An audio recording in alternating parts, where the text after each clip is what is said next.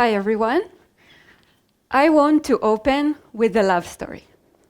This is the love story of how Eos, the Greek goddess of dawn, fell in love with Tithonus, a mortal prince of Troy.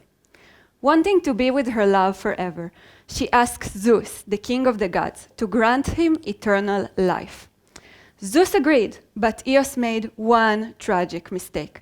She forgot to ask for eternal youth.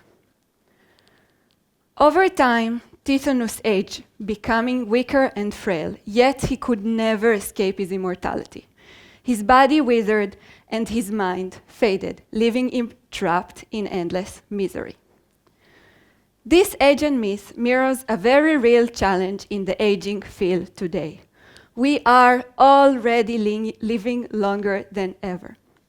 But for many of us, old age comes with a rapidly growing list of health problems, more medications, more hospital visits, and a loss of our independence. Much like Tithonus, our goal is not just to extend lifespan, but to preserve health span. And this is exactly the goal of our lab. It's not only about living longer, it's about maximizing the healthy period in our life. It's about being healthier when we are older. So now the question we face is, how do we live longer and healthier? And throughout our life, we need to adapt to many different changes. This could be changes in the weather or our living conditions, changes in our diet, stress from work, or unexpected events like war, hunger, or a loss of someone we love. And I think that we can all agree that the better we can adapt to those changes, the longer and healthier we are going to live. So now the big question is, what can help us adapt to the changing environment to live longer and healthier? We can think of our body as this massive, complex factory. And this factory is made out of tiny workshops we call cells. And our cells are filled with different proteins. We can think of the proteins as this kind of robotic workers that make sure everything runs smoothly. They are the ones fixing problems, transporting materials, and those proteins are the ones that need to adapt to the changes in the environment. How exactly do they do it? Using protein modifications.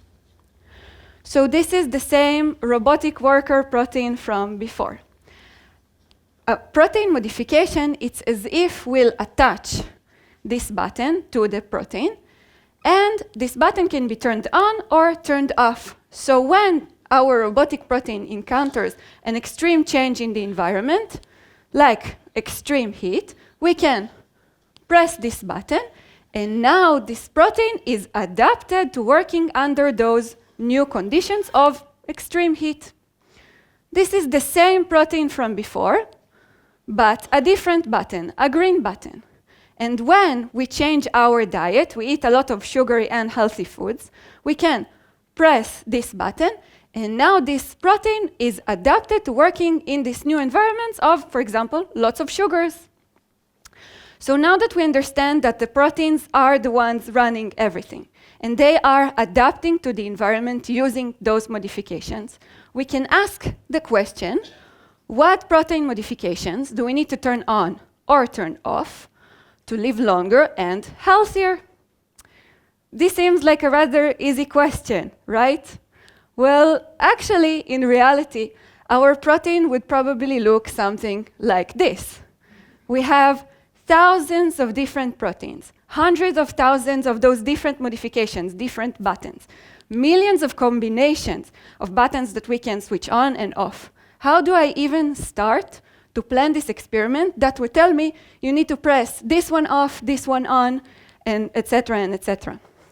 Luckily for us, we can use evolution, which is nature's biggest experiment. And to understand how evolution is the key to all of this, I want to ask you a question. Which one out of the next animals do you think lives the shortest? So we have a mouse, we have a human, a dog, and a blue whale. Which one do you think lives the shortest? The mouse. Yeah, so this was an easy question. Which one do you think lives the longest? The whale. Okay, so actually, you were correct. The mouse does live the shortest. Then we have the dog. Then we have the blue whale that can live up to 110 years. And next, we have us humans that can live up to 122 and a half years. This was the oldest woman alive ever. She was also French. So now we understand that animals have naturally very different lifespans. When we look at our closest family alone, the mammals, there are more than 100-fold changes in lifespan. And I want to remind you all, animals in nature, they don't have hospitals. If an animal is sick, in nature, it would just die. So the fact that we have those long-living animals that naturally have the ability to live longer, it means that they somehow cracked the code, because long-living animals are better adapting animals.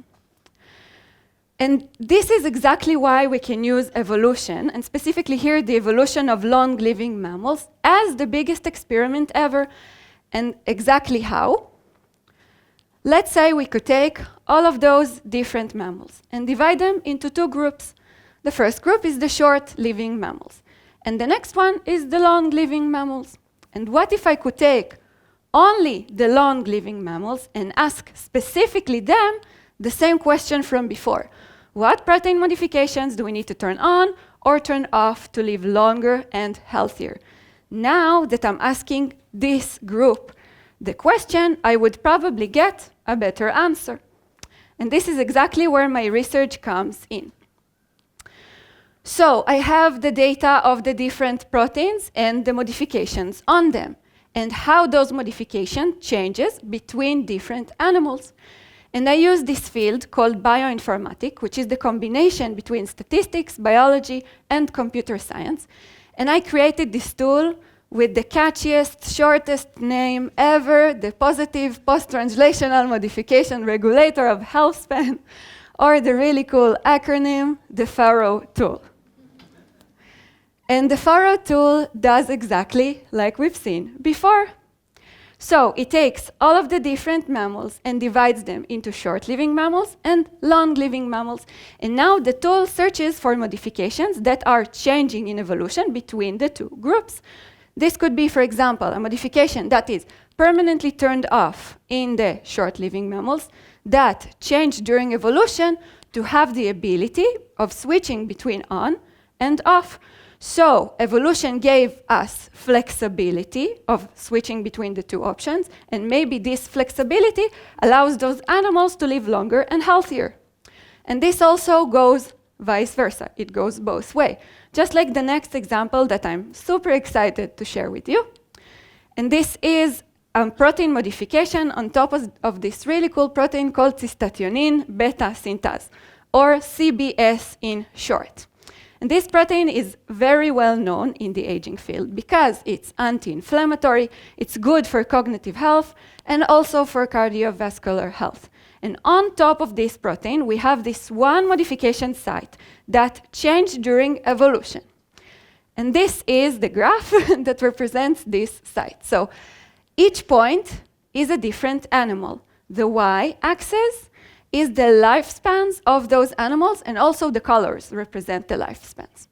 And we can see that those points are divided into groups. The first group, they have the ability to switch their modification on and off. The second group, they have a permanently off switch. And the third group, who is actually not a group at all, it has 0 animals. No animals in nature have this modification permanently turned on. So if we'll put this line at the around age of 60, we can see that almost all of the long-living mammals switch this modification permanently off. Together with the fact that there are no animals with a permanently switched on modification, we can guess that maybe the on switch is not so beneficial for our health. And this is why evolution decided to cancel it. So what we did next is we took a mouse, a short-living mammal, and it has the ability to switch this modification between on and off. So we took the mouse and we permanently switched the modification off, just like we found in long-living animals. And now we are waiting to see if those mice are going to outlive their litter mates. And this is actually super exciting because we are already seeing proofs that those mice might be healthier than their litter mates, which is pretty cool. So now that we've talked about the Faro tool and how it can help us recognize the specific protein modification that changes during evolution, we can now use machine learning tools to find the best combinations of which protein modifications do we need to turn on or turn off or live to live with both of the options, to live longer and healthier. What does the future hold for this project? First of all, it's a matter of basic science. We can now understand how and why long-living animals have the ability to live longer. Then we can try to guess what is the next step for our human evolution. And lastly, we can develop new treatments for healthy aging in humans. But in the meanwhile, I want to wish you all happy and healthy aging, everyone. Thank you.